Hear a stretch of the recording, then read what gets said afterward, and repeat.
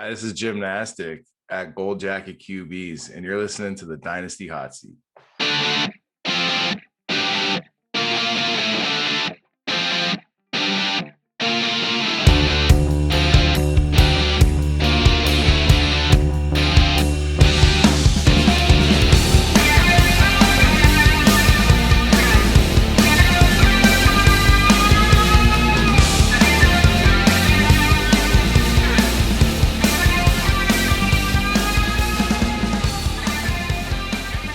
Yes, hello everybody. Welcome back one more time to the Dynasty Hot Seat. It's the only Dynasty show out there that is a certified inferno. And today, just like always, we got an awesome guest. We got sitting over on this side of me, we got Mr. Jim Nastic himself. You can find him over at Golden Jacket QBs on Twitter. You know, he does some work for the True North fantasy football guys, and he also hosts his own podcast, which is the Golden Jacket podcast. So Jim, thank you so much for coming on. And I know you get up super early today, so really appreciate it, buddy. How you doing? I'm doing good, man. Yeah, it's pretty early here. It's 6 in the morning because of the time zone difference. And like I said, I'm the moron that didn't realize my kids have soccer at 8 and 9 in the morning. So here we are. Thank you for having me on. Oh, absolutely no problem at all, mate. And I can't wait to hear what you got for us for your hints and tips and see how we do with your mock draft. So with that said, we're just going to get straight into segment number one, which is the art of war. And Jim, it's just some of your hints and tips for Dynasty players listening all over. So what you got for us? All right. So my biggest tip for the art of war is know your leagues. Every league is different. Know, and I mean like everything about your league. Know your scoring settings when you're getting into this. As you're going to see, we're going to go into a dynasty startup mock draft. So like know those settings before you're getting in. Like yours isn't tight end premium. That's very good to know. Know if it's 6 point, 4 point. Know your league mates. This might sound really shady, but I take notes sometimes on league mates and their tendencies. So if I'm in another startup league with them, and I know, for example, you like you're a big Nick Chubb fan, I know I might have to take him a little bit higher if I see that you're picking before me, right? Yeah. If I know I'm picking before you, I think I can let him slide. That's fine. But you gotta end up knowing and like adjust your total ADPs, right? Like looking on a sheet on Sleeper isn't fluid for everybody. Yeah. So that's my number one thing. Number two would be, I hear a lot of people say Dynasty is played in a 3-year window, and I would agree on that. But too often than not, I see guys stuck in the perennial rebuild of a 2-year rebuild plan. Year 3, I'm going to end up doing it. Well, year 1 fell apart. So let's just push that 2-year rebuild plan a little bit further down the line, further down the line. You're farming for the league. Stop it. Change your attitude. Reach out to somebody that's not in the league that you trust. Have them go over your roster. Don't be afraid to blow it up. And the third thing that I would truly like to iterate to your listeners is don't fall for sunken cost fallacy, which means, as they're going to see, we're going to do a startup draft.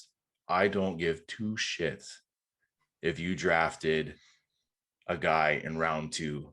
If he's a bust next year and his value's dropping, you got to be able to get out from under that. Don't stay under the thumb of a guy because you dropped a 2nd round pick on him. You got to be able to flip. And if you see that price declining and a guy coming up on the way up. So those are my three tips for ships, or you know what I mean? Tips for ships. Yeah, I really like that expression. That's great. And yeah, I think it is just so important. You're right. Sort of two of your tips there are kind of just, you have to be honest with your team. And that's really good advice. Get somebody else who's not in the league to look over it. Like, hey man, like, what do you honestly think of this? And what do you think I should maybe do? And if they tell you, from their perspective that you should just blow it up, or you should, maybe keep going for it. It is really important to get, don't think that you know more than you know. Like, just be really honest with yourself and try to get as much value as you can from those players too, especially that last tip. I think that's a new one on the show, that look at that depreciating value and don't think that all of a sudden Julio Jones is going to be a wide receiver 1 again, because he's not. Like, get rid of him if you can, and you probably missed that boat now if you're carrying Julio Jones around. So even if it is depreciating value, it's still value, and if you don't sell, you're going to end up with nothing. Yeah, absolutely. Like I said, I see way too many guys do it, and that can sink your dynasty team so fast, and then you'll be one of those middling farm teams with a 2-year rebuild plan that takes 7 years. Yeah, exactly. I like that expression as well, farming the league, just making everyone else around you better, and then you're just stuck. Yeah, really like that expression. And we're gonna hop into segment number 2, and we're not going to be farming anything apart from glorious picks for us, because so we're going to get into segment number 2. It's the hot seat mock draft, and it's coming right up. All right, Jim, here we go. We're in segment number 2. It's the moment you've been waiting for. The seat, you said, just where we're off camera there, the seat, you said it's getting a bit warm in here. How you feeling? I'm feeling good. I'm feeling good. I'm interested to see where I end up landing on this, because like I discussed with you, I want a random spot. You got to be able to adapt. You got to stay liquid. And as I was discussing with you off show, when you're doing a dynasty startup draft, you don't get to pick there's what your spot is. Yeah, sure, you can come in here and claim whatever spot you want, but you're doing a randomizer 2-3 times before it ends up starting off. Claim your 101 all you want, but you can end up at 108, 109, and you better have a game plan for it. You better be able to adjust. Yeah, absolutely. And the importance of being flexible. If you're going to listen to anybody about the importance of being flexible, listen to Jim Nastic about being flexible, guys. Come on. Yeah, the irony is I got a bad back. So, Jim, what I'm going to do is I'm just going to scroll like this, and if you just want to say stop whenever you like, I'll stop. Stop it up. You got the 1-7. Perfect. How you feeling about that? You liking that? That's fine. It's fine. Well, let's anywhere we're gonna go, we're gonna adjust it. Love it. So let's get the draft started then. And you know what it is already. You've got there 12 teams, 18 rounds, super flex, and these quarterbacks are flying off, as you would imagine. And people like Justin Jefferson and Jonathan Taylor coming off the board as well. So here we go. Pick number 7. Right. And this is maybe the first time we've had this, I don't know, problem. It's a good problem to have. It is Jamar Chase is sitting there. And Jamar Chase is usually gone in the drafts that we've done on the hot seat. And he's also there with Lamar Jackson and Kyler Murray. What kind of things are going through your head with those players available? Well, right now, just because this draft seems to be going a little quarterback heavy, I'm known to smash quarterbacks because of the potential trade value later on, but it's also dependent on league. So if I didn't see all these quarterbacks go, like, to be honest, the one that surprised me was Joe Burrow at 3. If you can just click on the quarterbacks quick to see who I got kicking around there, because there's a few guys I like that are going to be later that are overlooked due to age, even though they're going to give you at least 3 years fantasy production. So if you're only in that window with any other position, what does it matter if your quarterback's 36? Yeah, 100%. Or 34. So there's a guy down there that I really like as my QB1. That's Matt Stafford. I think he could probably come around. Yeah. Interesting story. I landed him in the Scott Fish in the 3rd round turnaround, which is pretty sweet. That's good. And then I hit all 4 quarterbacks. It was pretty sweet. My 4th was Heineke. I hit all 4 that I'm starting. It was pretty sweet. The other guy that I really like down there is Aaron Rodgers, and as much as I shit on him on my podcast, Derek Carr is a fine quarterback to keep going with, and same with Russell Wilson. So let me see the wide receivers there. I know Chase is there, but let's see who else is there. Yeah, you got Chase, Cooper Kupp, and CeeDee Lamb and AJ Brown still sitting there. Debo sitting there too. What's the points for the passing touchdowns on here? As I said, you should know your league. I didn't get that information from you. Is it 6 point or 4 point? It's your stand. I think standard sleeper is it perfect. 4 points on here? Yeah. Yep. No problem. As long as it's standard, then we end up knowing it's non-tight end premium. So no, I'm not actually a fan of Kupp. He's actually one of my biggest sell candidates coming into the thing. I got a thing I'm going to end up doing on the Sons of Dynasty tomorrow. He's one of my sells. So Give me, you know what? Give me Jamar Chase. I don't Yeah. normally do it this way, but give me Jamar Chase. Yeah, Chase is just, going at 1.7, and it's weird that you don't often say, wow, that's pretty good value at the 1.7, but I think Jamar Chase at 1.7 is slightly later than he is going in some drafts around. And you are right, a lot of those quarterbacks have, managed to stay. So you've got quite a lot of them still available, including Dak Prescott, Russell Wilson, and all those other guys you talked about as well. Mark Andrews, one of the tight ends, creeping up there. So anyone you're interested there, Jim?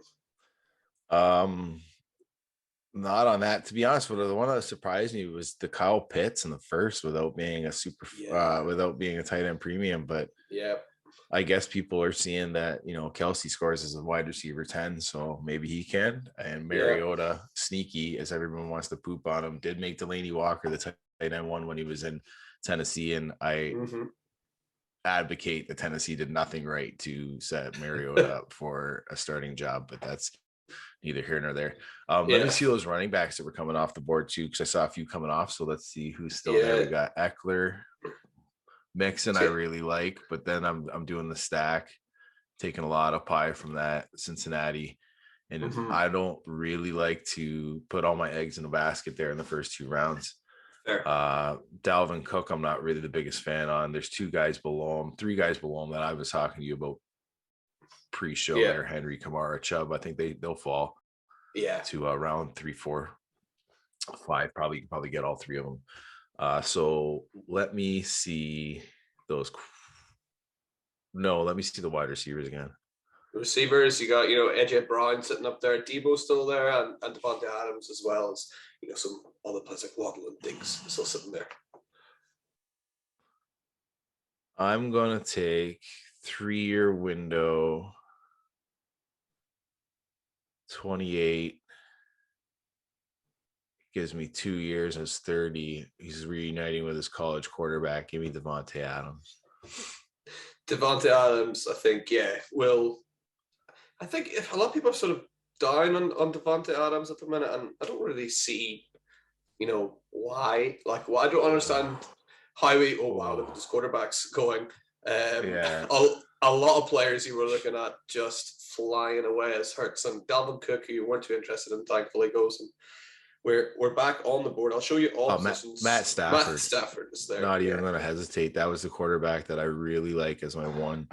And to get him in round 3, I took a gamble with all these quarterbacks really going here. This isn't really my style. I would have normally hit a quarterback in round 1, but I thought I could get the value on Stafford in 3, and it worked out for me. Big gamble on Buddy, who took Burrow and Lance. That is that's not really a thing I would like to do as my 2 starters, but good for him, man. Good for him. Yeah, you gotta shoot your shot, right? So let's get maybe a safer option, Matthew Stafford, locked in as your quarterback 1. And you gotta love it when a plan comes together, right? You got Stafford in there. Hopefully some. I shouldn't have said anything. You were looking for Derrick Henry, Alvin Kamara, Nick Chubb. Don't quite make it back to you, unfortunately. Saquon Barkley is sitting up there. A lot of risks with him, but who knows what he could do this season. All right, so this is where you got to be liquid. You got to be adapting. So now we're seeing a lot of running backs go. I need to get one. I locked up my 2 wide receivers. I know it's a start at 3, judging by this, but that's okay. I got a deep sleeper that can definitely be your wide receiver 3/bye week flex week filler. So let's hit up those running backs, see what we got going on there. So you got Saquon, Antonio Gibson, a couple of risks. Cam Akers, another risky one, and Ken Walker. I quite like Ken Walker there.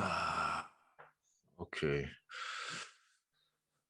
I don't. There's a guy that I like, but I'm actually going to push to see if he'll fall a little further. Let me see the quarterbacks real quick. Quarterbacks: Justin Fields, Aaron Rodgers, Derek Carr, and Aaron Rodgers. I'm going to take him as my quarterback too. I know there's a lot of concern with him losing Tay Adams, the wide receiver I just took, but he does seem to make average wide receivers better as long as he can find someone that I can trust, and might even be Bob Tomlin still.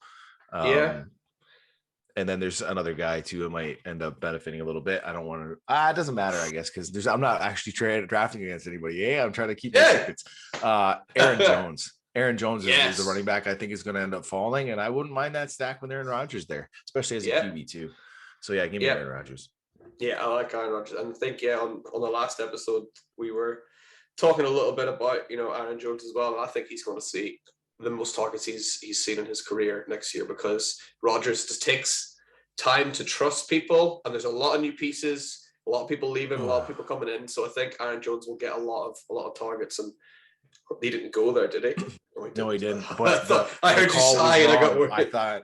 I thought we'd see another running back or another quarterback run happen. It didn't. Yeah. We saw another running back run happen. So I'm gonna lock him in right now. The guy that I wanted Aaron Jones. I'm not gonna risk that one anymore. Now he's sitting at the top of the running back, so he's gonna get taken if there's another run.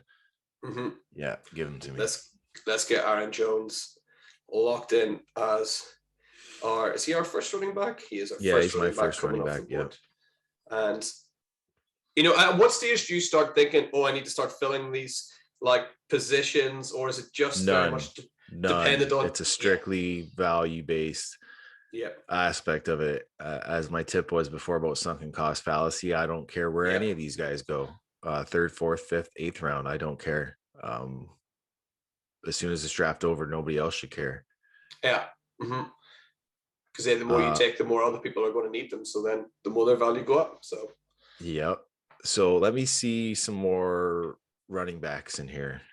Let's have a little look at the running backs. You got, Lenny Fournette and Ezekiel Elliott and Elijah Mitchell and James Conner. Everyone predicting to have a big year. Still there. So this is kind of a dead zone here. No, can I see my teams in here? Of course. That I'm going to be drafted against. No, the teams you're against. Yeah, sorry. Let's see these. Okay, so he's got 2 running backs. He's got 1, but a decent one. He's got 3. He's got 2. Yeah. He's got 1, but not a really good one. He's got 2, and 1's a rookie. Okay. They're probably gonna end up taking a running back that's gonna bite me in the ass, but the value's not there with the wasteland. So let's see. Yeah. Let's see that tight end.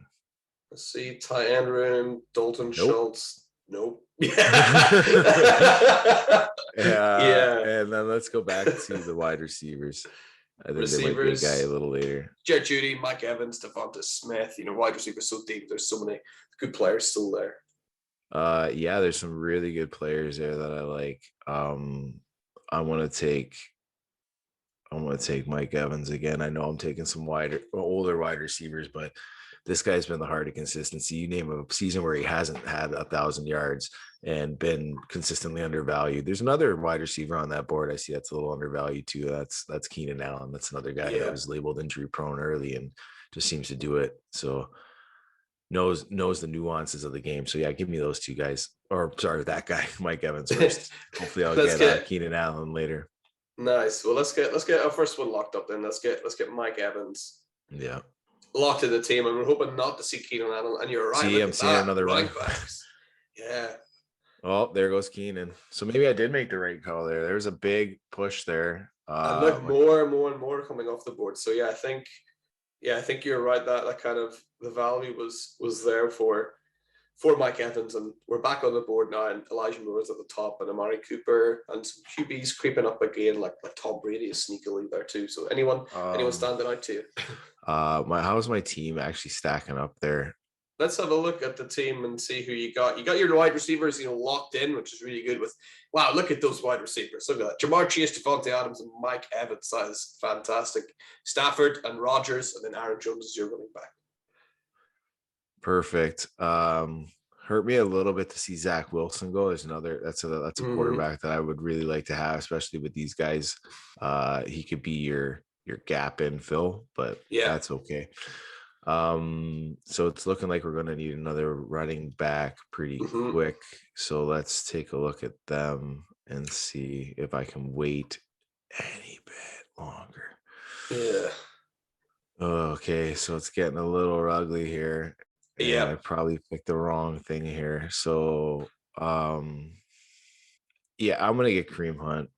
I don't mind it. I know he's older.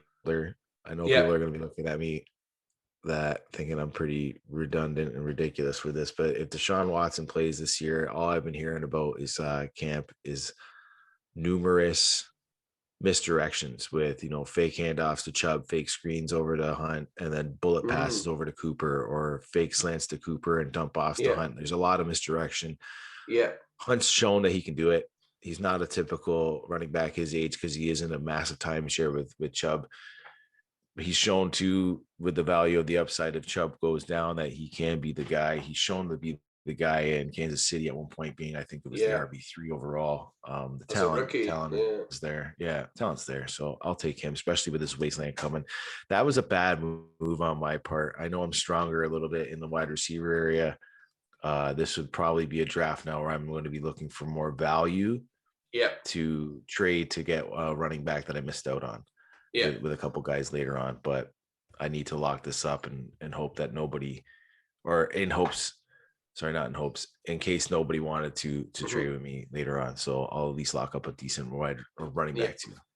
Yeah, and I like that pick of Kareem Hunt, because there might be people going like, oh, what are you doing? Like, he's a backup. And like, this year, he's a backup. His contract is up. He won't be at the Browns. I'd be surprised if he's at the Browns next year. And Kareem Hunt is more than good enough to, take the majority of carries for any other team in the NFL. So this is dynasty we're playing, and, it is important to keep that in mind. So even though he might not be, huge this year, he's going to do a very good job. But next year, he's going to be able to go wherever he likes, and he's going to get a good contract, and he's going to get a lot of carries. So I really like that pick of Kareem Hunt for dynasty for sure. So let's get him locked in. And that was a good point as well. You made he's got less, tread on the tires than, another running back maybe his year. I think he did. Did he have a year out of the league as well?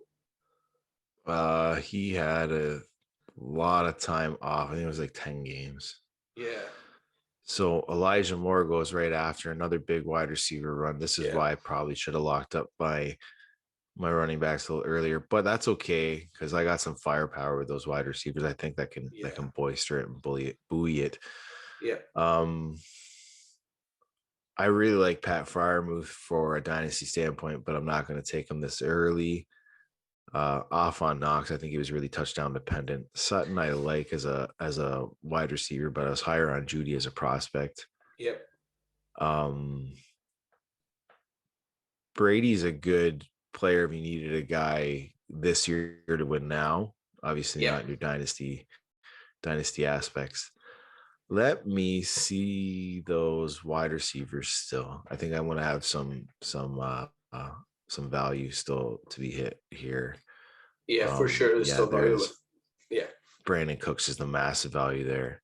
A wide receiver that's never finished, I think, under wide receiver 25 unless of injury. Consistently a high-end wide receiver 2 within the wide receiver 13 to 15 range, and a guy that you can get, I thought, cheaper than you could, but I ran a couple polls and it does not seem that way. People are a little higher on Cooks apparently, and he has this stigma of being older than he is, which just isn't true. But from a dynasty standpoint, I think I need to hit another wide receiver here because the running backs that I want, I'm not really sold either on any of these rookie running backs like the Damian Pierces, the Tyler Algiers that are going to be getting shots here. Because let's face it, 2023, everyone's been touting as a high-end running back class. These guys are bridge gaps. Any one of these guys wouldn't sniff where they would be if they were in the 23 class. And you got to look at it like that. And if somebody like Michael Carter can be replaced, that easily, then these guys can certainly. I don't think Michael Carter is going to be replaced. That's the craziest part. I think it's going to be a very significant running back by committee. I could totally be wrong on this and hold me to it if I am, but the league seems to be going to a more RBC approach. So why would they kick a guy to the curb that's shown that he can do it? Yeah. Same thing I think with the I'm interested to see is everyone's hyping up the James Cook and what he can be, but Singletary's shown what he can do. He's got the trust of Josh Allen. I understand he's a UFA next year, but if they re-sign him or extend him and now, that says everything I need to know. And then he's capped. But anyway, sorry, taking up a little bit of our time. So I'm going to go from the dynasty standpoint on here. I'm going to take, they're all older. So I think they can all fall. That's the crazy part. Like I think Cooks could fall, Robinson could fall. Yeah.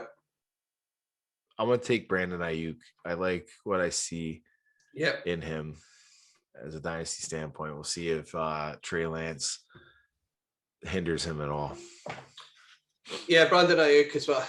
Also, like that was weird last year, right? He spent a couple of weeks just in the doghouse, just wasn't playing. That was very weird. Have you heard anything about that? Why that was happening? Like I've not heard anything. No, I haven't heard anything about why it was happening. I just know what I saw as a rookie and what he was able to do and what he was able to flash. So I'm pretty high on him. So the ADP right now for Pat Freiermuth is looking 92.9. And what round are we in? We are now in round number 9. Yeah, so he's stuck around there, which is quite interesting. I didn't think he would fall, but he's sitting there. I don't think we have a tight end yet. I do not, because I'm an advocate of either you get one of the top 3 or you punt it. Yep. My co-host was actually saying there's a tight end that you could probably take that's even later than him. That's Austin Hooper. Yeah. Mm-hmm. But I don't want to. I want to take Pat Freiermuth. He was really, really good at what he did. I was holding him up as a rookie. Ben Roethlisberger loved him. I know he's not there anymore, and he scored a ton of touchdowns. He was targeted in the red zone significantly, but more importantly, he was targeted by a Hall of Fame quarterback consistently on third down when they needed to move the chains. They didn't look to Deontay, they didn't look to Chase. He looked to Pat. So that shows a lot of what I want in a tight end is the trust of a quarterback. So while they might have lost the noodle arm, Mitch Trubisky has a little bit more arm. He doesn't have the mental capacity, I think, that Ben Roethlisberger did to audible him in and out of positions. And with that being said, he might actually be looking to do a little bit more quick releases, and that might benefit Pat a little bit more, having to do a little bit more quick releases. So yeah, give me Pat. Nice. Let's get Pat Freiermuth locked in as our first tight end, and like with tight end as well, those guys play late into their career, so getting such a young one locked up that we're fairly sure will be starter in the league for years and years and years. That's got to be good. All right, I played the game and I lost. My value wide receivers just kind of dropping there. Michael Thomas, Allen Robinson, Gabe Davis, and Brandon Cooks all dropped big there. But George Pickens went, the other Pittsburgh player. So I'd rather have Freiermuth than Pickens. And it was interesting. I'd rather have Claypool than Pickens too, which is anyway, it's weird to do. So these rookies are so high, right? These rookies are always like right after your rookie drafts in startups, the rookie players are always, usually far too high. Like just look at where Kadarius Toney is now compared to where he was when he was a rookie. Like he's all the way down here, and he was going way, way earlier last year. So yeah, there's a little bit of you need to let the dust settle sometimes with these rookies. So we're at the halfway point. Can I see my team real quick? Mm-hmm. So we're looking pretty strong. You got, all positions apart from your last flex spot, filled in there. You got your second running back, Kareem Hunt, slotted in. You got Pat Freiermuth and Brandon Ayuk locked in as well since we last had a look at the team. So it looks like my death week's going to be week 9 here with Pat, Brandon, and Kareem Hunt on bye weeks. But what I do like is none of my wide receivers have the same bye week yet. None of my running backs are sharing the same bye week. That's something I didn't say as one of my tips, but something that you should be looking at going ahead of schedule is some bye week thing. If you're not the active player with trades and stuff and don't think you can get it done. So let's see these quarterbacks. I'm not really too worried about filling that bye week spot. So quarterbacks, you got Davis Mills. Davis Mills sort of splitting the community a little bit. A lot of people seem to be a big fan of him. Some people seem to think he's just maybe a one-year guy who'll get replaced. Where do you sit on Davis Mills? As a quarterback 3, I don't mind him. He showed flashes last year. I'd be more apt to take him if I could have got Brandon Cooks. But I need a third quarterback. There's 2 guys I like there. I like Marcus Mariota. I like Matt Ryan. I'm gonna take. What's the contract on Matt Ryan? Let me look that up real quick. I think Matt they have an Ryan. out after next year. Yeah, I think I remember one of my other guests saying that about Matt Ryan, that they paid quite a lot to get rid of Wentz, but I think they kind of put a safety blanket in Matt Ryan's contract. Yeah. Sorry about that. Let me look real quick on Sports Track. Salaries and breakdowns.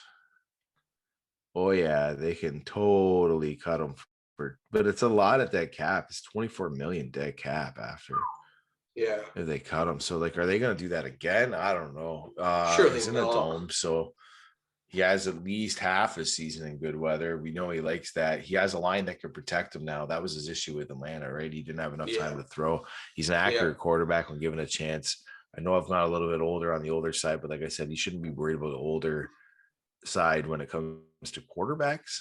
Yep. As long as they've shown, like I said, so I got Stafford, I got Rodgers. Give me Matt Ryan as my QB3. At least then I've locked him up and we're set there. Yeah, exactly. And it's so important in Superflex. Just if you don't have quarterbacks, you're going to really I think you're just going to really struggle. And that's just, you're constantly chasing. And with these new rookie quarterbacks that come in, half of them go bust within 3 years. So it's hard to get that if you don't get it locked up in your startup draft. Yeah. Let's see some running backs. I'm really worried about that, but now I'm in a spot where it doesn't really matter. Oh, easy. James Robinson. That's my pick right there. I want to take James. Everybody's saying that ETN's looking back to how he was. Yeah. I've never even seen him in the NFL, so I don't know how he was. If you're asking how he was at college, he could be awesome. I've seen what James Robinson has been able to do 2 years in the NFL. I understand there might be some scaredness off of the Achilles injury that he's happened, but we saw Cam Akers bounce back and looks fantastic from it.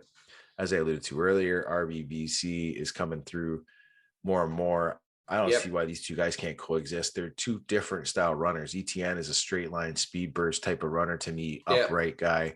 Robinson's more your grinder, pounder, get what he can get by himself. Doesn't need a line to really give it to him. And none of these guys either. That's another thing everyone wants to say to me is Jim, but the draft capital on ETN, none of these guys are this coaching regime's guy. Yeah. None of them. Robinson isn't this coach's regime guy, and neither is ETN. And I always told the story of Robinson about the running back scout for Jacksonville wanted to draft him in round 3, round 4, and they just wouldn't take him, kept falling. He found out that because of COVID, he wasn't signed because nobody could end up really, not as many people saw his workouts. Yeah. When he figured out he wasn't signed, his wife actually told him, hey, that kid you like, James Robinson, never signed. He thought for sure he would have signed, called him up, got him on the phone, and signed him in Jacksonville. And that's when I was on him. He was the reason why they ended up shipping off Leonard Fournette.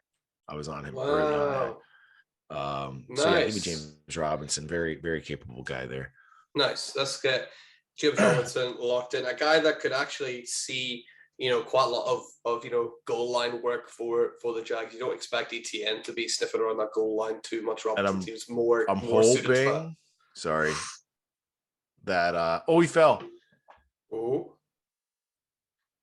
He fell. Melvin Gordon, please. Melvin Gordon, yeah, I really like that as well, and he'll just continue to do what Melvin Gordon does. I think from last year, I can't see why all of a sudden Javonte Williams would take over 70-30. It worked last year for them. Why not just run it back and do it again this year?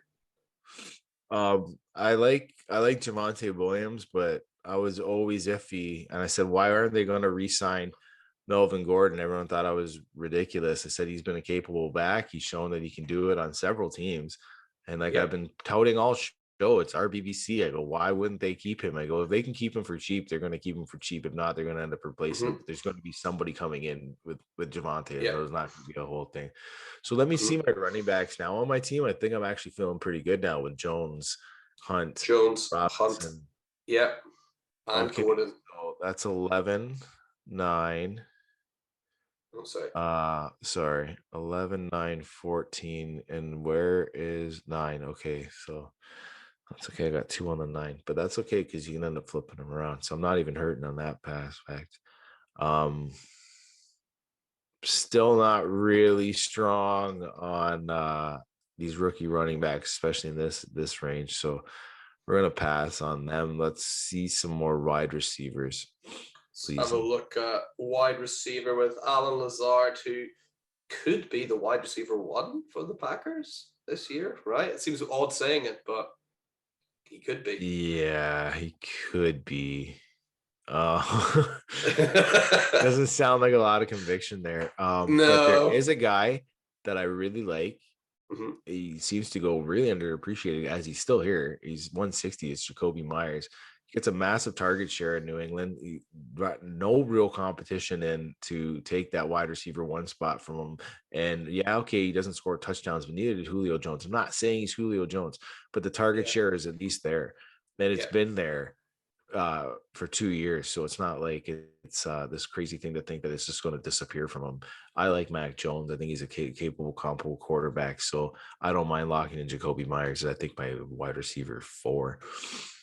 Yeah, Jacoby Myers there. Like he's, I know they brought in, a young rookie. Was it? Who was it they brought in New England? Thornton. Yeah, nobody that I'm really that worried about. Taylor Thornton, I'm not too concerned about. I'm sorry if you're Taylor Thornton's family and you're listening, but I think there he is. He's sitting right there. He must have heard us speaking about him. He's sitting towards the bottom of the wide receiver. So, but I'll show you all positions. There's a bit of a stacking of quarterbacks kind of still sitting there. I don't know if you'd ever want to take a quarterback 4. I certainly wouldn't want to take too many of those guys. But is anyone you're thinking about? Who would you take if you were going to take a quarterback here, Mags? If I was to take one of these guys, man, people are so down on Carson Wentz. Carson Wentz is and has always been a better fantasy football quarterback than he is an NFL quarterback. I think if you take Carson Wentz, he'll score quite a lot of points for your team. He might not do very well for Washington, but he's going to do well for your fantasy team, and that's the most important thing. So I would take Carson Wentz here. I think as what our 4th quarterback, I would take him, and I think he'd be happily slot him in on a bye week for someone. I think if I wanted a 4th, I'd keep waiting, me personally, and I go with Mariota. He's going to be starting. I think he's going to start for 2 years. As I've had private conversations with other people and laid out how they go, oh, well, Tannehill took over and took over Tennessee and just ran it over. And I said, but when Tannehill took over Tennessee, he had Derrick Henry, they had AJ Brown, they brought in a lot of people. I go, who was Mariota throwing to? I go, Rashad Matthews and Delaney Walker and a busted up DeMarco Murray and a line that wasn't developed as a top 5 line that was in the league for Tannehill. I go, it was a completely different team. I go, I don't know, man. But he's shown that he can make big runs, and he's shown that he's going to make a tight end 1 out of an old Delaney Walker. But if I was going for a tight end or a quarterback, I'd actually end up waiting a little bit. I like Tyler Boyd. If I was going to go anything here as another wide receiver, let me see all the wide receivers though real quick, because I want to see if there's another guy sneaky in there that you maybe throw down. Jarvis Landry in New Orleans is really sneaky. Yeah. I know everyone likes Chris Olave, and I like Chris Olave too. But if you're in a win now mode, like this team seems to be building up to be competing in year 1, year 2, and then rebuilding in year 3. Jarvis Landry might be a sneaky pick, but ADP 192 and we're at 164. It could probably end up definitely falling another round. So I will take Tyler Boyd here. I'll take Tyler Boyd. Yeah, Tyler Boyd is part of that, super, super high powered Cincinnati offense. And yeah, he got his targets last year. He'll continue to get that. And you would have to think that people are going to be on, Jamar Chase like white on rice next season. Like he's not going to have as much opportunity as he did last season. Well, I hope he does, because I took him in the first. Oh, you did take him, yeah. But you got Tyler Boyd there just in case. Yeah, that's my safety blanket in case something happens to Jamar Chase, because that offense is explosive. Tyler Boyd showed that he could be a very capable wide receiver 2 when T. Higgins was there, and a capable wide receiver 1 when no one was there. So Yeah, it's actually more of an insurance aspect there going through. We'll show all again. And those quarterbacks still there. No one taking any fourth quarterbacks at the minute. So they're just sitting there. They might sit there for a while as well, I imagine. Yeah, but what I do need is an extra tight end. So let's can you go looking at the tight ends over there, please, for me? And Engram up there, and Robert Tonyan's still there. That's interesting. Yeah, and I'm gonna take Robert Tonyan because, like I said, I'm built to win now. If things end up falling through a fire move, I have the stack there with Tonyan and Aaron Jones. So those are the guys that I was alluding to. Said that I think we'll get the bump anyway, with Devontae Adams going, and now it seems I've got that entire pie that I wanted with the Adams leave. Nice. So let's get Robert Tonyan locked in. I think that's good. He obviously had an absolute monster year a few years ago, and he's playing with Aaron Rodgers, so he's going to be good again this year, all being well, if he stays healthy. So Tonyan getting locked in is pretty good. There's a bit of a running back run there as well with Isaiah Pacheco, who might not even make the Kansas City team, is going there. Like, I don't understand. I'm a Chiefs fan, and I know absolutely nothing about Isaiah Pacheco. I don't expect he will even make the team, but people seem to be taking these shots on these Kansas City players. Everybody's going to take a shot at the Kansas City players. This is the Kansas City pump. That's what happened with CEH. I'm a big fan myself too. How do you feel about Tyreek Hill not signing with the Chiefs and going for Miami? Because we did offer him money. That was a strange one. I think he obviously got more money at Miami than was. I think it was more guaranteed, right? More guaranteed. Well, I'm trying to find as many positives in it as I can. I think Kansas City kind of locked up, the defense a little bit more from the draft. Some of that draft capital we got from Tyreek Hill. And then I was speaking to Ryan McDowell last week, and he was talking about his co-host at Locked On Dynasty. Talked about they had Tyreek Hill. They have all the players tracked. It tracks their speed, tracks their miles per hour, and they noticed slight but noticeable decline in Tyreek Hill's speed, which would to me indicate a sell him while you can kind of attitude. So it could end up being a genius move. Veach has shown time and time again that he knows what he's doing, so I trust him. Yeah, me too. I'm a big fan of each. I don't know if you can see that Chiefs coat sitting behind me in the back. Yeah. Yeah. So I got a lot of Chiefs gear there. I like it. I didn't want to be $75 million a year tied into a quarterback and a wide receiver. That's how you end up having a lot of holes. You can't build a championship roster like that. We're gonna see if Pat Mahomes can lift some people up though and make some good players better, because that wide receiver core is not looking dangerous. But I also thought it was a weird move for Miami because I don't know, man. Tua doesn't have an arm, so if Hill's gonna do the short intermediate work like he's done in Kansas City before, that's what Waddle does, but Hill does it better. So why would I don't know. Anyway, sorry for going off the rails. Do you see that video they put out? They were like, "A rocket from Tua," and it looked like a little balloon floating off, like it wasn't I don't mind Tua, but that wasn't a rocket. Yeah, not a chance. So are we just filling bench spots now? I think we're onto the bench. Let's have a little look. Yeah, we got 3 picks to go. We're just filling up our bench. On the bench, you got a quarterback, you got running back, you got 2 receivers, and a tight end sitting on your bench as well. So yeah, we're pretty much. How are you liking that, Bill? I'm interested to ask you that. Let's have a look and see. My big thing is always I want to get quarterback secured and I want to get wide receiver secured. And I mean, you can't really do that much better than you've done here. I don't think. You got Matthew Stafford, who's going to be, a quarterback 1 probably. You got Aaron Rodgers, who's probably going to be a quarterback 1. You got Jamar Chase, Devontae Adams, and Mike Evans, who are all 3 of them could end up being wide receiver 1s. So in terms of that, all 3 of them have been close. Yeah, so I think you've done absolutely brilliantly to get those key positions locked up. And with running back, it's that is a brave man's game trying to predict what happens at running back next year, because every time anyone tries to predict what will happen at running back, it almost never happens. Yeah.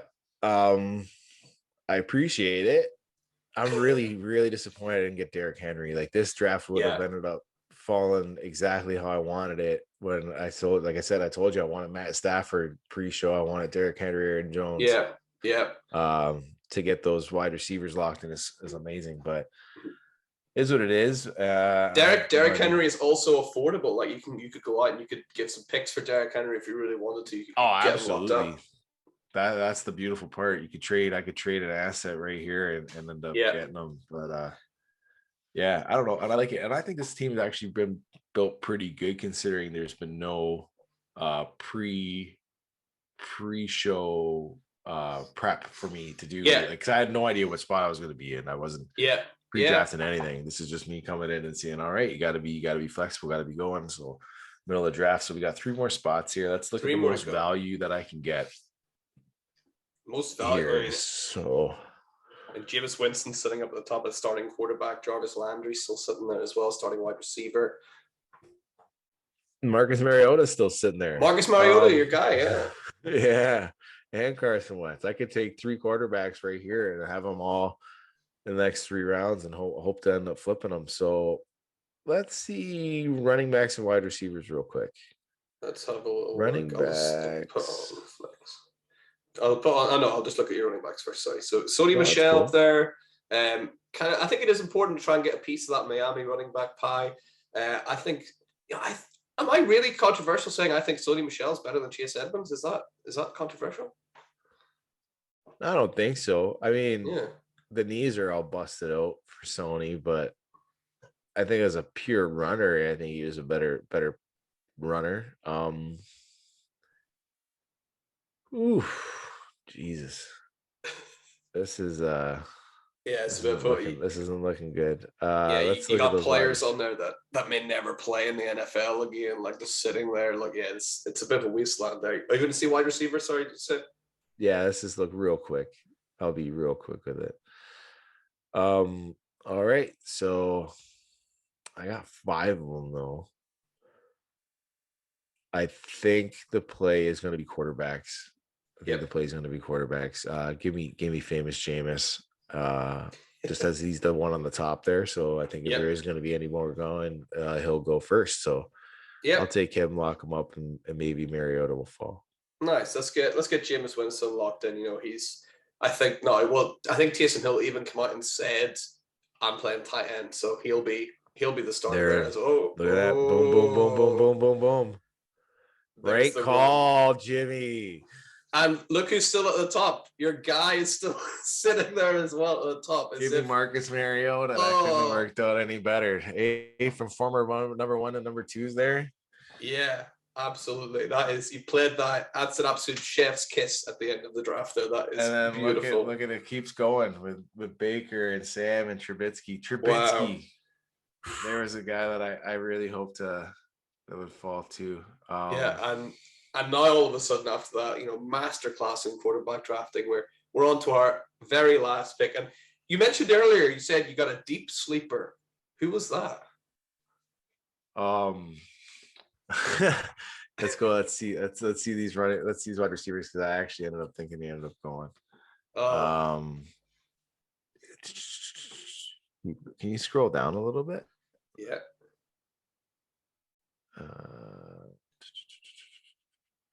There he is, Phillips for Tennessee. Oh, okay. And just click on him real quick. Make sure it's the right guy. Is it Calvin? Kyle Phillips. Kyle Phillips. Yeah. Give him to me. So Jim, there you go. That's Kyle Phillips locked in. What kind of reasons you got for taking him? Well, like you alluded to, Jared Wackerly likes him. My boys at the Sons of Dynasty put out a video about him, really peeped me up to him. And I know it's camp talk and I know there's hype talk, but he is taking the eyes of the OTAs. And like I said, I wanted the most value of these last picks. So I ended up nailing 2 starting quarterbacks and a guy that has opportunity share there with them shipping out AJ Brown. Everyone's just going to assume it's Treylon Burks going in there, but we all know that targets just aren't allocated just straight from me to you. They get distributed in like a cast net wave and they go to all different positions. So there's value to be able to be trading him maybe for a potential throw him in his package as running back, where I might want to upgrade that position as I was showing concern early on in the draft. I could trade him up, package him with one of those quarterbacks in the last on a team that maybe needs a quarterback a couple weeks. And Jameis shows that he has a big game because, like we've said, he might be good. There's players that are good for fantasy that aren't really good for real life, right? 30 for 30. Jameis was an elite quarterback. Still, he put up some good numbers. He put Godwin and Evans as your I think wide receiver 2 and 5 1 year. Like, he can do it. So yeah, there's value there. That's why I like Kyle Phillips there. Those last 3 picks are straight value. Yeah, I like that, Kyle Phillips. And, Kyle Phillips, check your waiver wires if you're listening. Kyle Phillips might be there. I've seen him go undrafted in some rookie drafts. So have a little look out and see if you can find yourself some Kyle Phillips. And with that, Jim, let's have a look and see how we did overall with this team. So we got Matthew Stafford, we got Aaron Jones and Kareem Hunt. You've got, I think this might be the strongest wide receiver starting 3 I've seen on the show so far. Jamar Chase, Davante Adams, and Mike Evans. Doesn't get much better than that. You got Pat Fryermuth locked in at tight end. You got your flex spots. Obviously they can change in and out. You got Brandon Ayuk and James Robinson there for the moment. And you got Aaron Rodgers in your super flex, and then this bench looking really good as well. You got Matt Ryan, Melvin Gordon, Jacoby Myers, Tyler Boyd, Robert Tonyan, and then I think getting Jameis Winston and Marcus Mariota, in those rounds, great value. And then your guy, Kyle Phillips. Watch out for Kyle Phillips next season, guys. Kyle Phillips locked in at pick number 18. So how you feeling about that, Jim, overall? I feel like this is a team that I need to make a push this year. If this was Dynasty, this could not be a team where I think this is 2023, 2024 push. This is I need to go into this for 2022, try to win as much as I can. Hope that I don't get injured and have to end up tearing this team apart, because that happened to me last year. I ended up drafting a very value team, got like Derrick Henry in the 4th. It was crazy. I was rolling and like it looked like I was unstoppable. I was like number 1 in the league, was rolling. Then I hit the roadblock of Derrick Henry goes down, Michael Thomas went down, Brandon Ayuk went down. I had like 5 guys all crap the bed, and I made it into the playoffs. Because at that point, I couldn't start trading guys away. The production value on my team was greater than the trade value I would receive. I limped into the playoffs. I got slapped out easily. And now I'm in a year now where I got a team similar to this, where I have to tool a couple guys out of it and make a push for 2023. And that's all it, because 2023, 2024, I'm out. Like, these guys are all going to be shuffling out of my bench. So this is a team where it's a win now piece. The only guys I think I'd be keeping for longer than 2 years would be like Jamar Chase, Brandon Ayuk. Really, that's it. Those are my main pieces. Everybody else I'd be looking to try to flip as we're going through next year. This year I'd be trying to win it. Next year I'd be trying to flip on the off season of highs. Like if Jacoby Myers has a high good year, I'd be looking to flip him in the off season. Aaron Jones, if he ends up going somewhere else in the off season, I'd be looking to flip him. Nice. Yeah, but I think this team is certainly equipped to win in year 1. So Jim, I think you've done a great job, and just wanted to say just thanks again for coming onto the show and doing a great job with your hints and tips. And guys listening and watching at home, make sure you're giving this a thumbs up if we want to see Jim appear up here on the Hall of Flame. Who, it's been this way for a while now, a couple of weeks now. We got Kev, Dynasty Goat in 3rd, we got Jay, Jason Stein up in 2nd, and then Murph, being the king for a while at the top. So let's see if Jim can topple Murph off his throne on the Hall of Flame. And Murph's a legend. So, like, I don't know if I can talk him off. That's a pretty high thing. Murph's a legend, and I'm going after Ryan McDowell. I don't know how I ended up getting this set up, but oh man. Yeah, well, I think you've done an amazing job, Jim. And do you just want to remind everyone listening at home where can they find you online? Yeah, man. You can find me on Twitter at GoldJacketQBs. We do a live show every Tuesday that gets released on Thursday. It's the Gold Jacket Podcast with my co-host Connor Donald. You can find him at Connor10. That's TEN 10. Right once in a while for True North, I end up getting about 3/4 of an article done, and then my kids jumping around on me, and it sits in hiatus for a while, then it's not ended up relevant. So I write a few articles. I got to get back into that. My DMs are always open though. I mean, I'm always willing to look over a team for you, give you an objective opinion on what you should maybe do to win now or win later. Awesome. Well, Jim, once again, just thank you so much for coming onto the show and doing a great job. And, thanks everyone listening one more time. And, as we cool off the hot seat for a little while, just remind everyone, keep yourselves and your teams lit. And we'll see you next time. Bye.